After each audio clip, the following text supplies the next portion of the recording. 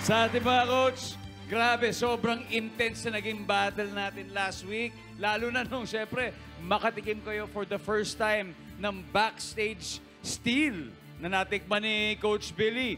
Ano ba ang diskarte nyo tonight, Coach Tel? Ako po gagawin ko lahat talaga. Pagka may chance ako mag-steal, isi-steal ko talaga. Bahala kayo dyan. Kaya sa mga may balak sumabay sa akin dyan, huwag nyo nang balakin. Coach Pablo, ready ka na ba mag-steal ngayon? Ay, yun yung strategy ko eh. Hindi ko sasabayin si Stel. Kasi siya na naman pipiliin. Coach Julie, Ako, ready ka na ngayon?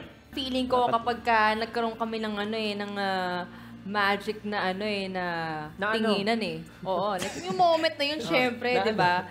Pagka nagkaroon ng chance, syempre, I might press that button to steal. Sabi nga nila, kung sino ang Gina G, yun ang unang isasalang. Kaya Gina G, alam naman natin kung sino ang Gina G, di ba? Si Coach Tel.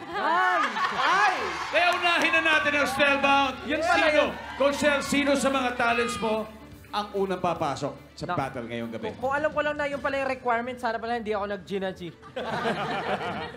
Sige, dahil ako naman po yung mga una, siguro, isasalang ko na tong mga, boses-an talagang puhunan ng mga to. And sayang na sayang pagka pinalampas niyo yung performance nila. Kaya naman, everyone, please welcome Laika, Nina, and Jenica. Let's go! Woo!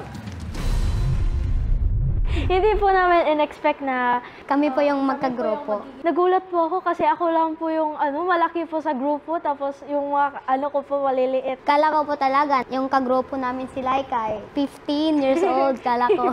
Kasi ang laki niya, ang galing niya kumanta, be. Nanong ko sa kanya, sabi ko sa kanya, di ba? Moto, pagkuhanin ako nga, 12 yung edad, so nakalma-kalmar ako. I feel awkward po kasi po, ako lang po yung naiiba. Tuwing nag-uusap po sila dalawa, wala po ako naiintindihan kasi nagbibisaya po sila. Ako po yung taga-translate po kay Nina, kay Jenica po. So, ang song na napili ko sa inyo ay Sayang na Sayang. And I'm sure familiar kayo sa song na to. Sayang na sayang talaga. Nanginig po yung dito ko. Siguro po yun po sa, sa masayang expression. Sayang na sayang talaga.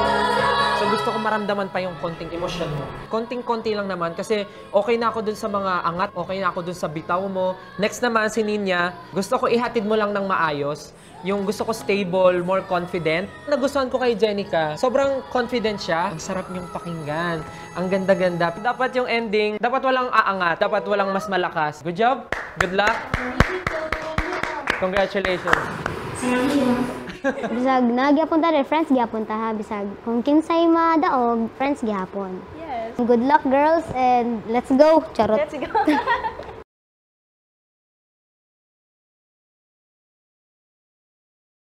Alam niyo ba kung ano ito? Hindi ko rin alam kung anong tawag dito. Mukhang ang tawag lang nito ay latang may string. Pero alam niyo ba, may magic to.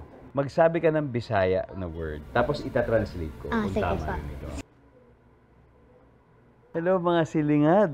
Ang klaro. Ang tanong, ano ibig sabihin ng silingad? Kapitbahay. Oh, hello mga silingad. Medyo nalilito pa ba dun sa last? Or medyo nalilito pa rin? Ilak mo na kagad para pag binuga mo, yun na.